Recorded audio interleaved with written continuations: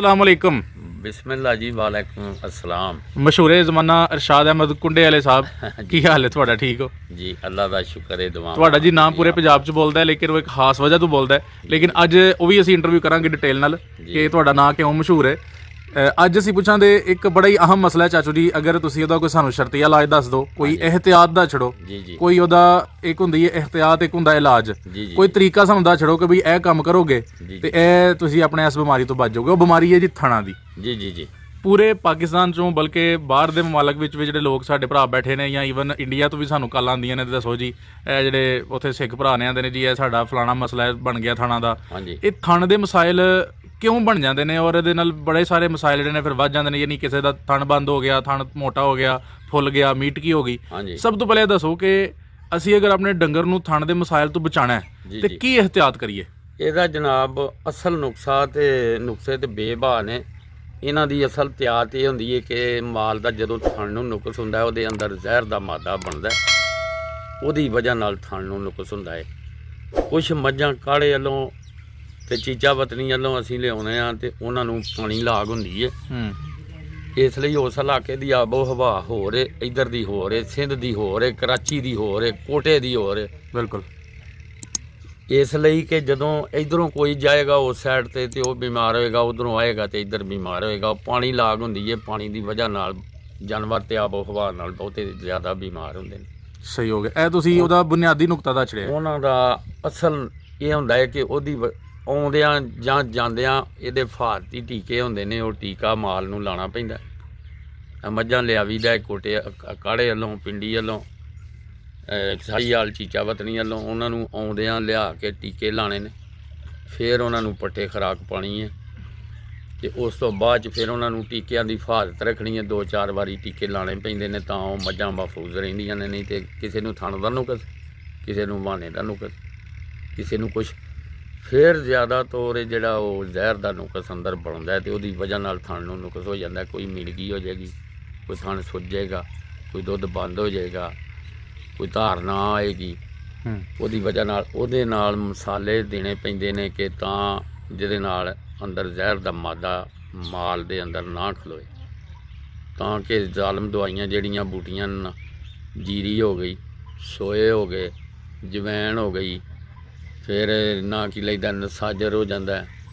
ਇਹਨਾਂ ਬੂਟੀਆਂ ਨੂੰ ਕੁੱਟ ਕੇ ਵਿੱਚ ਇਹ ਬਾਹਰ ਪੈਲੀਆਂ 'ਚ ਬੂਟੀਆਂ ਹੁੰਦੀਆਂ ਨੇ ਆਮ ਹੀ, ਇਹਨਾਂ ਨੂੰ ਕੁੱਟ ਕੇ ਤੁਸੀਂ ਤੇ ਵਿੱਚ ਬਣਾ ਕੇ ਪਿੰਨੀ ਪਾਣੀ ਪਾ ਲਓ, ਜਾਂ ਆਟਾ ਵਿੱਚ ਮੁੱਠ ਕਰ ਲਾ ਲਓ, ਜਾਂ ਲੂਣ ਵਿੱਚ ਪਾਉਣਾ, ਹਰੀਆਂ ਕਾਲੀਆਂ ਲਾਲ ਮਿਰਚਾਂ, ਇਹ ਸਾਬਤ, ਇਹਨਾਂ ਨੂੰ ਕੁੱਟ ਕੇ ਦਿਓ।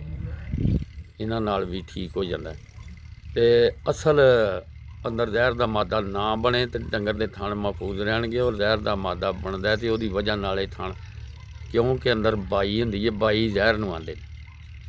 ਬਾਈ ਮਰ ਜਾਏ ਤੇ ਕੋਈ ਨੁਕਸ ਨਹੀਂ ਹੋਏਗਾ। ਤਾਂ ਕਿ ਮਾਲ ਨੂੰ ਮਸਾਲੇ ਦਿੰਦੇ ਰਹੀਏ, ਕੋੜੇ ਤੋਂ ਕੋੜਾ ਮਸਾਲਾ ਮਹੀਨੇ ਬਾਅਦ ਦਿਓ, 2 ਬਾਅਦ ਦਿਓ, 15 ਦਿਨੀ ਦਿਓ। ਉਹਦੇ ਨਾਲ ਫਿਰ ਉਹ ਅੰਦਰ ਜਿਹੜੀ ਹੈ ਨਾ ਜ਼ਹਿਰ ਦੀ ਹੀਟ ਥੋੜ੍ਹੀ ਬਹੁਤੀ ਉਹ ਘਟ ਜਾਂਦੀ ਹੈ। ਅਤੇ ਜਿਉਂ ਹੀ ਜ਼ਹਿਰ ਦਾ ਮਾਦਾ ਨਾ ਹੋਏ ਤੇ ਬਿਮਾਰੀ ਜਿਹੜੀ ਉਹ ਬਿਲਕੁਲ ਇਨਸ਼ਾਅੱਲਾ ਨੇੜੇ ਨਹੀਂ ਆਏਗੀ। ਸਹੀ ਹੋ ਗਿਆ। ਅਗਰ ਥਣ ਨੂੰ ਨੁਕਸ ਹੋ ਜਾਂਦਾ, ਉਹ ਬੰਦ ਹੋਣ ਦਾ ਚਾਰਾ ਕਰਦਾ, ਉਹਦੇ 'ਚੋਂ ਮਾਮੂਲੀ ਜਿਹੀ ਧਾਰ ਆਉਂਦੀ ਹੈ, ਉਹ ਨਹੀਂ ਖੁੱਲ੍ਹਦਾ, ਤੁਹਾਨੂੰ ਮੀਂਡਕੀ ਮਲੂਮ ਹੁੰਦੀ ਹੈ, ਜਾਂ ਹੀ ਉਹਦਾ ਯਾਨੀ ਕਿ ਧਾਰਾ ਮਾਰਦੇ ਹੋ ਅਤੇ ਥੱਕ ਜਾਂਦੇ ਹੋ, ਨਹੀਂ ਉਹ ਚੋਣ ਹੁੰਦਾ। ਮੱਝ ਨੂੰ ਤੁਸੀਂ ਇੱਕ ਬੂਟੀ ਹੈ, ਉਹਨੂੰ ਗਾਜਰ ਮੂਲਾ ਆਉਂਦੇ ਨੇ। ਗਾਜਰ ਮੂਲਾ ਇੱਕ ਐਸੀ ਜ਼ਾਲਮ ਬੂਟੀ ਹੈ, ਉਹ ਤੁਸੀਂ ਪਾ ਲੈ ਆਉਣਾ ਜਾਂ ਅੱਧਾ ਕਿਲੋ ਲੈ ਆਉਣਾ, ਉਹਨੂੰ ਕੁੱਟ ਕੇ ਉਹਦੀ ਫੱਕੀ ਬਣਾ ਲੈਣੀ ਹੈ। ਮੱਝ ਨੂੰ ਦੇਣਾ ਅਤੇ ਗਾਂ ਦਾ ਦੁੱਧ ਲਵੋ 2 ਕਿਲੋ, ਉਹਨੂੰ ਗਰਮ ਕਰ ਲਓ। ਗਰਮ ਕਰਕੇ ਅਤੇ ਜਿਉਂ ਹੀ ਉਹਨੂੰ ਲਾਹਣ ਲੱਗਣਾ, ਉਹਦੇ ਵਿੱਚ ਉਹ ਸੁੱਟ ਦੇਣਾ ਹੈ ਕਿੰਨਾ, ਅੱਧ ਪਾ 2 ਛਟਾਕੀਆਂ ਸੁੱਟ ਦੇਣਾ। ਉਹ ਤੁਸੀਂ ਜਦੋਂ ਹੀ ਹਿਲਾਓਗੇ ਅਤੇ ਵਿੱਚ ਤੁਸੀਂ ਗੁੜ ਦਾ ਮਿੱਠਾ ਪਾ ਲੈਣਾ। ਹਿਲਾਓਗੇ, ਉਹ ਵਿੱਚ ਮਿਕਸ ਹੋ ਜਾਏਗਾ, ਠੰਡਾ ਹੋਏਗਾ ਅਤੇ ਉਹ ਤੁਸੀਂ ਮੱਝ ਨੂੰ ਦੇ ਦਿਓ ਸ਼ਾਮ ਨੂੰ। ਜਿਉਂ ਹੀ ਪੱਠੇ ਛੱਟੇ ਖਾ ਲਏ, ਸੁਬਾਹ ਨੂੰ ਇਨਸ਼ਾਅੱਲਾ ਤੁਹਾਨੂੰ ਫਰਕ ਪੈ ਜਾਏਗਾ। ਅਗਰ ਜੇ ਤੁਹਾਨੂੰ ਸੂਣ ਵਾਲੀ ਮੱਝ ਦਾ ਜਾਂ ਗਾਂ ਦਾ ਮਲੂਮ ਹੁੰਦਾ ਕਿ ਇਹਦਾ ਥਣ ਸੁੱਜ ਗਿਆ, ਇਹਦਾ ਗਰਮ ਇਹਦੀ ਵਜ੍ਹਾ ਨਾਲ, ਜ਼ਹਿਰ ਦੇ ਨੁਕਸ ਨਾਲ, ਕਿਸੇ ਵੀ ਵਜ੍ਹਾ ਨਾਲ ਇਹਦਾ ਸੁੱਜ ਗਿਆ ਥਣ, ਇਹਦਾ ਦੁੱਧ ਆਉਣਾ ਨਹੀਂ ਮਲੂਮ ਹੁੰਦਾ ਕਿ ਨਹੀਂ ਆਉਣਾ, ਉਹਨੂੰ ਤੁਸੀਂ ਸੂਣ ਵਾਲੀ ਨੂੰ ਸ਼ਹਿਦ ਦੇ ਦਿਓ, ਕਿੰਨਾ ਦੇ ਦਿਓ ਪਾ, ਇਹ ਭੌਰ ਦਾ ਸ਼ਹਿਦ ਜਾਂ ਮਾਖੀਆਂ ਦਾ ਸ਼ਹਿਦ ਜਿਹੜਾ ਵੀ ਲੱਭਦਾ, ਸ਼ਹਿਦ ਹੋਏ ਸਾਈ, ਇਹ ਨਾ ਹੋਏ ਖੰਡ ਘੋਲ ਕੇ ਕਿਸੇ ਬਲਾਇਆ ਦਾ ਹੋਏ। ਜਿਸ ਵਕਤ ਮੱਝ ਸੂਏਗੀ ਜਾਂ ਗਾਂ ਸੂਏਗੀ, ਉਸ ਥਣ ਦੇ ਵਿੱਚੋਂ ਤੁਹਾਨੂੰ ਜਦੋਂ ਧਾਰਾ ਮਾਰੋਗੇ ਉਹੋ ਹੀ ਸ਼ਹਿਦ ਬਾਹਰ ਆਏਗਾ। ਇਹ ਜ਼ਮੈਸ਼ ਕਰਕੇ ਵੇਖਿਓ, ਜਿਉਂ ਹੀ ਉਹ ਸ਼ਹਿਦ ਬਾਹਰ ਆਏਗਾ ਉਹਦੇ ਤੋਂ ਬਾਅਦ 'ਚ ਦੁੱਧ ਸ਼ੁਰੂ ਹੋ ਜਾਏਗਾ ਆਉਣਾ। ਕੀ ਬਾਤ, ਇਨਸ਼ਾਅੱਲਾ। ਕੀ ਬਾਤ। ਇਹ ਅਸਲ ਪੱਕਾ ਨੁਕਸਾ। ਗਾਜਰ ਮੂਲਾ ਵੀ ਬਹੁਤ ਚੰਗੀ ਸ਼ੈ ਹੈ। ਜੇ ਡੰਗਰ ਨੂੰ ਜ਼ਹਿਰ ਹੋ ਜਾਂਦਾ ਹੈ, ਸਮਝਦੇ ਹੋ ਕਿ ਇਹ ਡੰਗਰ ਥਾਂ ਨੂੰ ਜਾਂਦਾ ਪਿਆ, ਉੱਠਦਾ ਨਹੀਂ ਪਿਆ, ਉਹਨੂੰ ਤੁਸੀਂ ਇਹ ਕਰਨਾ ਹੈ ਕਿ ਮਿਰਚਾਂ ਲੈ ਕੇ ਨਾ ਪੀਸੀ ਦੀਆਂ, ਮਿਰਚਾਂ ਵਿੱਚ ਕੋਈ ਮਿਲਾਵਟ ਨਾ ਹੋਏ, ਅਖਬਾਰ ਦਾ ਕਾਗਜ਼ ਲੈਣਾ, ਉਹਦੇ ਵਿੱਚ ਉਹ ਪਾ ਮਿਰਚਾਂ ਵਲੇਟਣੀਆਂ ਨੇ ਤੇ ਸਣੇ ਅਖਬਾਰ ਦੇ ਕਾਗਜ਼ ਉਹ ਤੁਸੀਂ ਉਹਦੇ ਸੰਘੇ ਵਿੱਚ ਦੇ ਦੇਣੀਆਂ ਨੇ ਤੇ ਗਾਂ ਲਾਉਣਗੇ ਸਣੇ ਕਾਗਜ਼। ਇਹ ਤੁਸੀਂ ਦੇ ਕੇ ਵੇਖ ਲਓ, ਬਿਲਕੁਲ ਇਨਸ਼ਾਅੱਲਾ ਅੱਲਾ ਦੇ ਫਜ਼ਲ ਨਾਲ ਤੁਹਾਡਾ ਡੰਗਰ ਜਿਹੜਾ ਉਹਨੂੰ ਕਿਲੋ ਦਿਓ, 2 ਕਿਲੋ ਦਿਓ, 3 ਕਿਲੋ ਦਿਓ। ਸਾਡੇ ਇੱਕ ਬੰਦੇ ਨੇ ਧੜੀ ਦੇ ਛੜੀਆਂ ਨੇ 5 ਕਿਲੋ ਮਿਰਚਾਂ, ਹਰ ਰੋਜ਼ ਪਾ ਮਿਰਚਾਂ ਦਿੰਦਾ ਸੀ ਤੇ ਆਂਦਾ ਸੀ ਵੀ ਮੱਝ ਦਾ ਥਣ ਬੰਦ ਹੋ ਗਿਆ ਸੀ ਤੇ ਉਂਝ ਵੀ ਜ਼ਹਿਰ ਨਾਲ ਰਹਿ ਹੀ ਗਈ ਸੀ, ਤੇ ਫਿਰ ਉਹਦਾ ਮੈਂ 22 ਕਿਲੋ ਦੁੱਧ ਚੋਇਆ। ਵਾਹ, ਤੇ ਕੀ ਬਾਤ। ਮਿਰਚਾਂ 5 ਕਿਲੋ ਦੇ ਛੜੀਆਂ ਤੇ ਮੱਝ ਪੂਰੀ ਸੈੱਟ ਹੋ ਗਈ ਸੀ। ਅੱਛਾ, ਹਰ ਰੋਜ਼ ਪਾ ਦਿੰਦਾ ਸੀ ਤੇ ਕੱਖ ਨਹੀਂ ਹੁੰਦਾ, ਤੇ ਅਸੀਂ ਆਨੇ ਆਏ ਕਿ ਸਟਾਕੀ ਦਈਏ ਤੇ ਡੰਗਰ ਦਾ ਅੰਦਰ ਸੜ ਜਾਂਦਾ। ਇਸ ਲਈ ਉਹ ਬਿਮਾਰੀ ਦੀ ਵਜ੍ਹਾ ਹੁੰਦੀ ਹੈ, ਬਿਮਾਰੀ ਨਾਲ ਨਾ ਉਹ ਮਿਰਚਾਂ ਦੀਆਂ ਕੱਖ ਨਹੀਂ ਉਹਨੂੰ, ਤਾਂ ਕਿ ਉਹ ਬਿਮਾਰੀ ਨੂੰ ਖਾਂਦੀਆਂ ਨੇ। ਉਹ ਬਿਮਾਰੀ ਡੰਗਰ ਨੂੰ ਖਾਂਦੀ ਹੈ, ਮਿਰਚਾਂ ਤੇ ਉਹ ਬਿਮਾਰੀ ਨੂੰ ਖਾਂਦੀਆਂ ਨੇ, ਤਾਂ ਕਿ ਉਹਦੇ ਵਿੱਚੋਂ ਫਿਰ ਉਹ ਜ਼ਹਿਰ ਦਾ ਮਾਦਾ ਮਰ ਜਾਂਦਾ, ਕੌੜੀਆਂ ਹੁੰਦੀਆਂ ਨੇ ਉਹਦੀ ਵਜ੍ਹਾ ਨਾਲ। ਇਸ ਲਈ ਕਿ ਇਹ ਨੁਕਸੇ ਜਿਹੜੇ ਨਾ ਇਹ ਬਹੁਤ ਕਾਮਯਾਬ ਹੁੰਦੇ ਨੇ, ਦੇਸੀ ਨੁਕਸੇ ਡਾਕਟਰਾਂ ਨਾਲੋਂ ਇਹ ਬਹੁਤ ਕਾਮਯਾਬ ਨੇ। ਡਾਕਟਰਾਂ ਦਾ ਟੀਕੇ ਲਾਣੇ ਨੇ, ਸ਼ੀਸ਼ੀ ਦਿਓ, ਸ਼ਰਬਤ ਦਿਓ, ਫਲਾਣ ਕਰੋ, ਟੀਕ ਉਹਦੇ ਨਾਲ, ਪਰ ਉਹ ਕੋਈ ਡੰਗਰ ਹੁੰਦਾ ਜਿਹੜਾ ਡਾਕਟਰਾਂ ਕੋਲੋਂ ਠੀਕ ਹੁੰਦਾ। ਇਹ ਹੁਣ ਸਾਡੀ ਮੱਝ ਅਗਲੇ ਦਿਨ ਇੱਕ ਤੇ ਉਹਦੇ 'ਚ ਉਹਨਾਂ ਦੱਸਿਆ ਕਿ ਮੁੰਡੇ ਇੱਕ ਨੇ ਸਾਡੇ ਨੇ ਲਿਆਓ ਜੀ ਖੋਇਆ, ਖਾਣ ਉਹਦਾ ਬੰਦ ਹੋ ਗਿਆ। ਡਾਕਟਰ ਟੀਕੇ ਲਾਉਂਦਾ ਰਿਹਾ, ਉਹਨੇ ਪੈਪ ਚਾੜ ਕੇ ਥਣ ਨੂੰ ਉਹਦੇ ਨਾਲ ਤਾਰਾਂ ਮਾਰੀਆਂ, ਉਹਦੇ ਵਿੱਚ ਗਦੂ ਦੇ ਕਿੱਡੀ ਕੁ ਬਣ ਗਈ ਜੀ ਛਿਚੜਾ।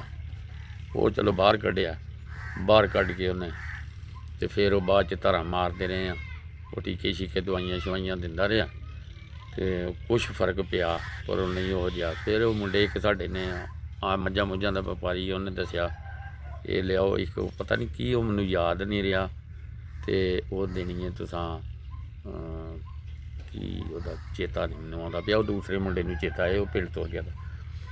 ਇਹਦੇ ਵਿੱਚ ਖੋਇਆ ਲਿਆਓ ਤੇ ਖੋਏ ਅੱਧਾ ਕਿਲੋ ਖੋਏ ਦੇ ਵਿੱਚ ਪਾ ਕੇ ਨਾ ਤੇ ਉਹ ਦਿਓ, ਉਹ ਦਿੱਤੀ ਹੈ ਤੇ ਉਹਦੇ ਨਾਲ ਉਹ ਮੱਝ ਦਾ ਥਣ ਜਿਹੜਾ ਉਹ ਹੁਣ ਚੱਲਦਾ ਹੈ। ਉਹ ਦੂਸਰਿਆਂ ਨਾਲ ਨਹੀਂ, 12 ਲੌਂਜ ਠੀਕ ਹੈ, ਅੱਗੇ ਨਾਲੋਂ ਵਾਹ ਬਿਹਤਰ, ਯਾਨੀ ਕਿ ਤੀਸਰਾ ਕਿੱਸਾ ਰਹਿ ਗਿਆ, ਬਾਕੀ ਦਾ ਜਿਹੜਾ ਉਹ ਅੱਲਾ ਕਰੇ ਤੇ ਬਿਲਕੁਲ ਠੀਕ ਹੋ ਗਿਆ। ਤੇ ਤੁਸੀਂ ਕਿਹੜੇ ਕਿਹੜੇ ਸ਼ਹਿਰਾਂ 'ਚੋਂ ਮੱਝਾਂ ਲਿਆ ਚੁੱਕੇ ਹੋ ਹਾਲੇ ਤੱਕ? ਮੱਝਾਂ ਜਨਾਬ ਲਿਆਂਦੀਆਂ ਨੇ ਅਸਾਂ ਸਾਹੀਵਾਲ ਚੀਚਾ ਵਤਨੀ ਤੇ ਕਾੜਿਓਂ, ਕਾਲਰ 'ਚੋਂ, ਬੱਦੋ ਮੱਲੀ ਜਿੱਥੇ ਆਉਂਦੇ ਨੇ ਉਹ ਪਰਾਂ ਪਸਰੂਰੋਂ ਅੱਗੇ, ਤੇ ਇੱਧਰੋਂ ਸਿਆਲਕੋਟ ਤੋਂ ਪਰਲੇ ਵਾਲੇ ਪਿੰਡ ਨੇ, ਉੱਧਰੋਂ ਵੀ ਕੋਈ ਲਿਆਵੀ ਦਾ ਵਿੱਚ ਵਿਰਲੀਆਂ ਮਾਝੀਆਂ। ਸਹੀ ਹੈ। ਪਰ 12 ਲਸਲ ਮੱਝਾਂ ਉੱਧਰ ਦੀਆਂ ਹੀ ਨੇ ਸਾਹੀਵਾਲ ਚੀਚਾ ਵਤਨੀ। ਉਹਨਾਂ ਨੂੰ ਪਹਿਲੇ ਕਿਹੜਾ ਟੀਕਾ ਲਵਾਉਂਦੇ ਹੋ, 5 ਗ੍ਰਾਮ ਦਾ ਜਾਂ ਕੋਈ 5 ਗ੍ਰਾਮ ਦਾ? ਹਾਂਜੀ, 5 ਗ੍ਰਾਮ ਦਾ ਟੀਕਾ ਲਾ ਕੇ ਤੇ ਫਿਰ ਚਾੜਨਾ ਉਹਨਾਂ ਨੂੰ ਗੱਡੀ 'ਚ? ਨਹੀਂ, ਉੱਥੋਂ ਨਹੀਂ, ਉੱਥੋਂ ਜਦੋਂ ਲੈ ਆਉਣੀਆਂ ਨੇ ਲਾਂਦਿਆਂ ਉਹਨਾਂ ਨੂੰ ਫਿਰ ਬੰਨਣਾ ਤੇ ਬੰਨ੍ਹ ਕੇ ਨਾ ਤੇ ਪਹਿਲਾਂ ਟੀਕੇ ਲਾਣੇ ਨੇ, ਤੇ ਫਿਰ ਉਹ ਪਾਣੀ ਤੇ ਇੱਥੇ ਹੀ ਆਣ ਕੇ ਉਹਨਾਂ ਦੀ ਆਬੋ ਹਵਾ ਬਦਲਦੀ ਹੈ ਜੀ। ਉੱਥੇ ਤਾਂ ਨਹੀਂ ਬਦਲਦੀ? ਉੱਥੇ ਤਾਂ ਨਹੀਂ ਨਾ ਬਦਲਦੀ। ਉੱਥੋਂ ਜਦੋਂ ਲੱਦਣੀਆਂ ਨੇ ਇੱਥੇ ਲਿਆ ਕੇ ਲਾਣੀਆਂ ਨੇ, ਜਿਸ ਵਕਤ ਉਹਨਾਂ ਪਾਣੀ ਪੀਣਾ, ਪਾਣੀ ਲਾਗ ਉਦੋਂ ਹੀ ਹੋ ਜਾਂਦੀ ਹੈ। ਫਿਰ ਇਹ ਜਿਹੜੀ ਆਬੋ ਹਵਾ ਜਿਹੜੀ ਇੱਧਰ ਵਾਲੀ ਹੈ, ਇਹ ਵੀ ਉਹਨਾਂ ਨੂੰ ਨਹੀਂ ਸਿਖਾਉਂਦੀ, ਉਹ ਫਿਰ 5 ਗ੍ਰਾਮ ਦੇ ਟੀਕੇ ਲਾਣੇ ਪੈਂਦੇ ਨੇ। ਕਿੰਨੇ ਲਾਉਂਦੇ ਹੋ, ਇੱਕ ਜਾਂ 2? ਯਾਨੀ ਕਿ ਪਹਿਲੇ ਹੱਥ ਤੇ ਇੱਕ ਲਾਈਦਾ, ਫਿਰ ਜੇ ਮਲੂਮ ਹੋਏ ਨਾ ਡੰਗਰ ਡਾਊਨ ਹੁੰਦਾ ਤੇ ਫਿਰ ਉਹਨੂੰ ਇੱਕ ਹੋਰ ਲਾਉਣਾ ਪੈਂਦਾ। ਠੀਕ ਹੋ ਗਿਆ। ਹਾਂਜੀ। ਤੇ 5 ਗ੍ਰਾਮ ਦਾ ਟੀਕਾ ਜਦੋਂ ਲਾਣਾ ਤੇ ਉਹਦੇ ਬਾਅਦ ਕਿੰਨੀ ਦੇਰ ਬਾਅਦ ਪਾਣੀ ਦੇਣਾ ਉਹਨਾਂ ਨੂੰ? ਪਾਣੀ ਉਹ ਫਿਰ ਜਦੋਂ ਮਰਜ਼ੀ ਹੈ ਪੀਣ ਤੇ ਪੱਠੇ ਖਾਣ ਕੇ, ਉਹ ਕਿਹੜੀ ਉਹਨਾਂ ਦੀ ਰੱਖਪਾਲ ਹੁੰਦੀ ਹੈ, ਡੰਗਰ ਹਰ ਭੁੱਖੇ ਹੁੰਦੇ ਨੇ, ਪੱਠੇ ਤੇ ਪਾਣਾ ਹੀ ਨੇ। ਸਹੀ ਹੋ ਗਿਆ। ਹਾਂਜੀ। ਤੇ ਉਹ ਅਗਰ ਜ਼ਹਿਰਬਾਦ ਵਾਈਬਾਦੀ ਜਿਹੜੀ ਹੈ ਉਹਦਾ ਇਲਾਜ ਕਰ ਛੜੀਏ ਤਾਂ ਫਿਰ ਥਣਾ ਦੇ ਮਸਾਇਲ ਤੋਂ ਬਚਿਆ ਜਾ ਸਕਦਾ? ਬਿਲਕੁਲ ਸੈੱਟ ਰਹੇਗਾ ਇਨਸ਼ਾਅੱਲਾ। ਔਰ ਬਾਕੀ ਤੁਹਾਂ ਥਣਾ ਦੇ ਮਸਾਇਲ ਤੇ ਕਾਫੀ ਜਿਹੜੀ ਰੋਸ਼ਨੀ ਹੈ ਨਾ ਉਹ ਪਹਾੜੀ ਹੈ। ਹਾਂਜੀ। ਕਿ ਤੁਹਾਂ ਨਾਲ ਦੱਸ ਵੀ ਛੜਿਆ ਇੱਕ ਜਦ ਤੁਹਾਂ ਉਹ ਠੀਕਰੀ ਨੇ ਸਾਜਰ ਵਾਲਾ ਨੁਸਖਾ ਦੱਸਿਆ, ਉਹਦੀ ਮਿਕਦਾਰ ਨਹੀਂ ਤੁਹਾਂ ਦੱਸੀ ਕਿ ਕਿੰਨੀਆਂ ਕਿੰਨੀਆਂ ਛਾਵਾਂ ਹੋਣ? ਉਹ ਯਾਨੀ ਕਿ ਕਿੰਨੀਆਂ ਕਿ ਸ਼ਾਮਾਂ 2-3 ਉਹਨਾਂ ਦੀਆਂ ਗੋਲੀਆਂ ਨਹੀਂ ਹੁੰਦੀਆਂ ਨੇ ਉਹ ਕਿੰਨਾ ਕਿ ਮਤਲਬ ਉਹਦਾ ਮਿਕਦਾਰ ਕਿੰਨੀ ਹੋਏ, ਕਿੰਨੀ ਵਿਸਾਰ ਲੈ ਲਈਏ, ਕਿੰਨਾ ਠੀਕਰੀ ਸਾਜਰ ਤੇ ਯਾਨੀ ਕਿ ਇਹ ਡੰਗਰ ਨੂੰ ਦੇਣਾ। ਹਾਂਜੀ ਤੇ ਕਾਲੀ ਜੀਰੀ ਹੁੰਦੀ ਏ ਜੀ ਜੀ ਉਹ ਤੁਸੀਂ ਇੱਕੋ ਵਾਰੀ ਲਿਆਉਣੀ ਹੈ, ਯਾਨੀ ਕਿਲੋ ਲੈ ਆਵੋ, 1.5 ਲੈ ਆਵੋ, ਅੱਧਾ ਕਿਲੋ ਲੈ ਆਵੋ, ਉਹਨੂੰ ਤੁਸੀਂ ਪਾਣਾ ਅੱਧ ਪਾ ਵਿੱਚ, ਸਹੀ ਹੈ। ਉਹਨੂੰ ਕੁੱਟ ਲੈਣਾ, ਨਸਾਜਰ ਵਿੱਚ ਕੁੱਟ ਲੈਣਾ, ਵਿੱਚ ਸੋਏ ਅੱਧ ਪਾ ਕੁੱਟ ਲੈਣੇ ਨੇ, ਜਵੈਣ ਅੱਧ ਪਾ ਕੁੱਟ ਲੈਣੀ ਹੈ, ਤੇ ਇਹਨਾਂ ਨੂੰ ਮਿਲਾ ਕੇ ਤੇ ਇਹ ਸਾਰੀਆਂ ਚੀਜ਼ਾਂ ਕੁੱਟ ਕੇ ਫੱਕੀ ਬਣਾ ਕੇ ਉਹਦੇ ਵਿੱਚ ਫਿਰ ਜੇ ਤੁਹਾਨੂੰ ਹੋਰ ਨਹੀਂ ਕੋਈ ਚੀਜ਼ ਲੱਭਦੀ, ਗੁੜ ਤੇ ਹੈ ਨਾ ਸਿੱਧਾ ਜਿਹਾ ਨੁਕਸਾ, ਇਹ ਤੁਸੀਂ ਗੁੜ ਵਿੱਚ ਮਿਲਾ ਲਓ ਤੇ ਉਹਦੇ ਨਾਲ ਪਿੰਨੀ ਬਣਾ ਲਓ। ਉਹ ਪਿੰਨੀ ਬਣਾ ਕੇ ਤੇ ਉਹ ਤੁਸੀਂ ਸ਼ਾਮ ਨੂੰ ਜਦੋਂ ਪੱਠੇ ਛੱਟੇ ਖਾ ਲਏ ਉਹ ਦੇਣੀ ਹੈ। ਉਹ ਇਸ ਲਈ ਸ਼ਾਮ ਨੂੰ ਚੀਜ਼ਾਂ ਦੇਣੀਆਂ ਪੈਂਦੀਆਂ ਨੇ ਕਿ ਰਾਤ ਨੂੰ ਡੰਗਰ ਸੌਂਦਾ ਤੇ ਗੁਆਲੀ ਕਰਦਾ, ਗੁਆਲੀ ਕਰੇ ਪੱਠਿਆਂ ਦੇ ਵਿੱਚੋਂ ਮਿਕਸ ਹੋ ਜਾਂਦਾ, ਮਿਕਸ ਹੋ ਜਾਏ ਤੇ ਫਿਰ ਓਜਰੀ ਦੇ ਵਿੱਚ ਸਾਰੇ ਪੱਠਿਆਂ 'ਚ ਰਲ ਜਾਂਦਾ। ਬਿਲਕੁਲ ਬਿਲਕੁਲ ਸਾਰੇ ਖੂਨ ਦੇ ਵਿੱਚ ਉਹਦੀ ਹੀਟ ਜਾਂਦੀ ਹੈ। ਜ਼ਬਰਦਸਤ, ਕੀ ਬਾਤ ਹੈ, ਇਹ ਨੇ ਜੇ ਤਜਰਬਾ ਹੈ ਜਿਹਨੇ ਚੋੜ ਉਹਨਾਂ ਦੀ ਸਾਰੇ ਖੂਨ ਦੇ ਵਿੱਚ ਹੀਟ ਜਾਂਦੀ ਹੈ, ਔਰ ਖੂਨ ਦੇ ਵਿੱਚ ਜਿਹੜੇ ਜ਼ਹਿਰ ਦੇ ਜ਼ਰਾਸੀਮ ਨੇ ਉਹ ਮਰ ਜਾਣਗੇ। ਉਹ ਜਦੋਂ ਮਰ ਗਏ ਨਾ ਤੇ ਫਿਰ ਬਾਕੀ ਦੇ ਜਿਹੜੇ ਜ਼ਰਾਸੀਮ ਹੁੰਦੇ ਤੰਦਰੁਸਤ ਉਹ ਸਿਹਤ ਵਾਲੇ ਉਹ ਠੀਕ ਰਹਿਣਗੇ। ਠੀਕ ਹੈ। ਤੇ ਚਾਚੂ ਇਰਸ਼ਾਦ ਅਗਰ ਤੁਹਾਡੇ ਨਾਲ ਕੋਈ ਗੱਲਬਾਤ ਕਰਨਾ ਚਾਹੇ, ਕੋਈ ਆਪਣਾ ਫੋਨ ਨੰਬਰ ਹੈ ਤੁਹਾਡਾ? ਅਸੀਂ ਤੇ ਜਨਾਬ ਫੋਨ ਨੰਬਰ ਨਪੜ ਬੰਦੇ ਆ ਤੇ ਫੋਨ ਨੰਬਰ ਨਹੀਂ ਰੱਖਿਆ, ਬਾਕੀ ਮੁੰਡਿਆਂ ਕੋਲ ਹੈ। ਤੇ ਕੋਈ ਨੰਬਰ ਯਾਦ ਹੀ ਹੈ, ਉਹਨਾਂ ਕੋਲ ਪੁੱਛਣਾ ਪੈਣਾ? ਮੁੰਡਿਆਂ ਕੋਲੋਂ ਲਿਖ ਕੇ ਲੈ ਜਿਓ। ਚਲੋ ਸਹੀ ਹੈ। ਹਾਂਜੀ ਠੀਕ ਹੈ ਚਾਚੂ ਜੀ, ਬੜੀ ਮਿਹਰਬਾਨੀ, ਤੁਸੀਂ ਇਹ ਥਾਣਾ ਦੇ ਮਾਮਲੇ 'ਚ ਸਾਨੂੰ ਬੜੇ ਸ਼ਰਤੀਆ ਇਲਾਜ ਦੱਸੇ ਨੇ। ਜੀ ਜੀ। ਉਮੀਦ ਹੈ ਕਿ ਸਾਡੇ ਕਿਸਾਨ ਭਰਾ ਤੁਹਾਡੀ ਗੱਲਬਾਤ ਸੁਣ ਕੇ ਤੇ ਅਮਲ ਕਰਕੇ ਤੇ ਆਪਣੇ ਜਾਨਵਰ ਨੂੰ ਬਚਾਉਣਗੇ ਜੀ। ਅਸਲਾਮ ਵਾਲੇਕੁਮ ਜੀ।